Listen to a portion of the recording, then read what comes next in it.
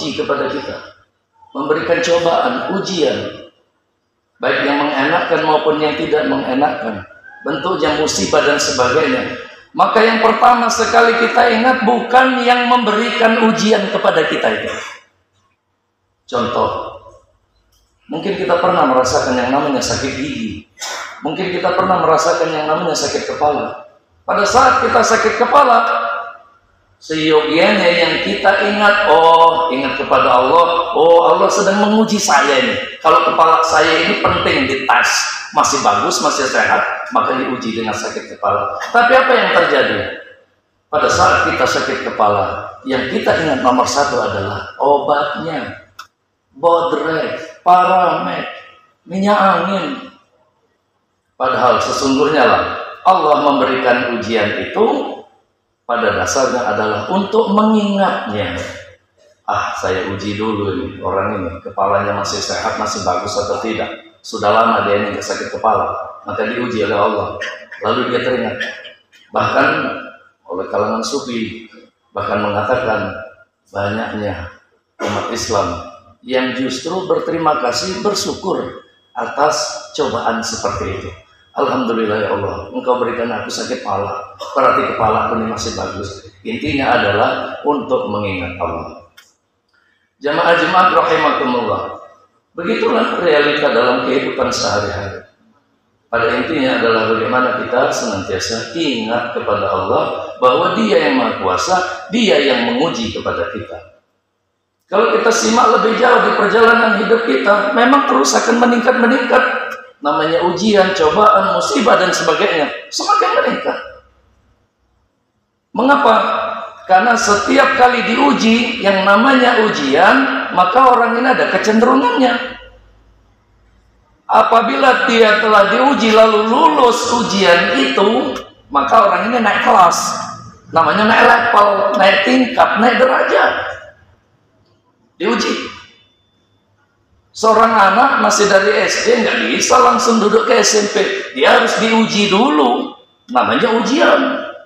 Lalu dia menghadapi ujian, lulus. Setelah lulus kan naik tingkatnya, naik derajatnya. Boleh dia ke SMP. Nah begitu juga terhadap kita yang diuji oleh Allah itu. Jadi ujian dari Allah Subhanahu Wa Taala itu pada dasarnya adalah untuk menaikkan derajat kita di mata Allah Subhanahu Wa Taala. Ujian sejak kecil. Allah itu menguji dari yang kecil besar. Lihatlah,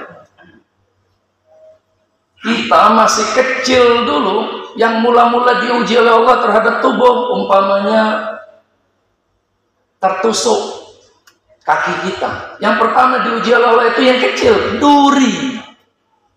Diujinya kita, ya Allah, alangkah sakitnya. Padahal duri yang hanya kecil sekali. Lalu Allah menyuruh kita berikhtiar, berusaha. Kita ambil jarum, kita ambil peniti, kita dongkel-dongkel dengan berbagai upaya, dan akhirnya keluarlah duri itu. Lalu kita mengucapkan Alhamdulillah. Seiring bertambahnya usia dan tahun, badan kita makin besar, ujian kan makin bertambah, makin meningkat ujian itu. Yang tadinya dari duri, naik levelnya. Jangan-jangan tepijak yang namanya paku, berarti lebih besar dari duri. Tepijak lagi dengan beling, dengan kaca.